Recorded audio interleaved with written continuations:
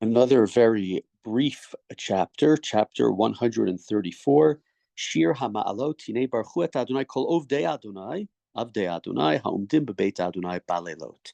So a song of ascents, bless God, you should bless all your servants, those who stand each and every night in the house of God. Su'u Yedechem Kodesh Uvarchu et Adonai, lift your hands towards the sanctuary and bless their Lord and bless God. They're those who, when they do Natilat Yadayim, they say this verse, Su Yedechem Kodesh, right? We're washing our hands so that they are sacred, so that they are, right? Washing the hands that we do today is supposed to be in imitation of the ritual of the Kohanim, who would wash their hands when they went to the Beit HaMikdash, when they would eat from Truma, when they eat with sanctified bread. So there are people who have the custom of doing that. Yivarecha Adonai mitzion, oseh shamayim va'aretz. May God, the maker of heaven and earth, bless you from Zion. So again, another small a chapter. This is just a short chapter about people who are standing there at night at the Beit Hamikdash. Who are these people? We don't know. Maybe they're the onlookers. It was just a Yom Kippurim, and there were people who would come as spectators to watch the Kohen Gadol. It was like the olden days. If you wanted a good ticket to a rock concert or something, you had to stand in line for hours at Ticketmaster, or when the iPhone first came out outside the Apple store or whatever. Right? So the people there were spectators. If you wanted to get a good seat, you had to wait outside. Right, and maybe these people are saying Tehillim, right? It's not clear. There are other ways to understand it.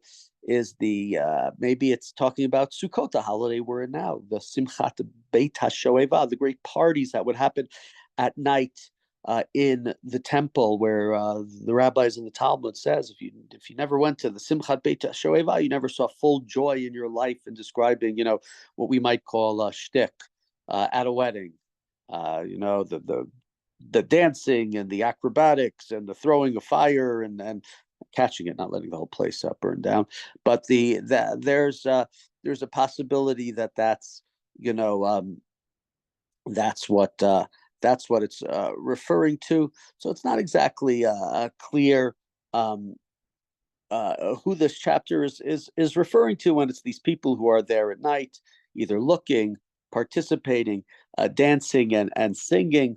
It's not really clear. But what we're seeing here is that these are people who come to the temple where they're not just during the day when the action is, but also at night, showing their yearning and their desire and their love, and they lift up their hands towards God, and God thus gives them blessing. And it's of course impossible not to think of one other thing when you're thinking about lifting up your hands and blessing, which in Hebrew is called Nisiat Kapayim. We call it Birkas Kohanim, Birkat Kohanim very often, but Nisiat Kapayim is the phrase that's used to describe what we call Birkat Kohanim. The Kohanim lift up their hands. So these, while I don't think it's specifically referring to the Kohanim, those who lift up their hands towards God, similar to the way God, whatever it means, sends his blessing through the hands of the Kohanim to those assembled.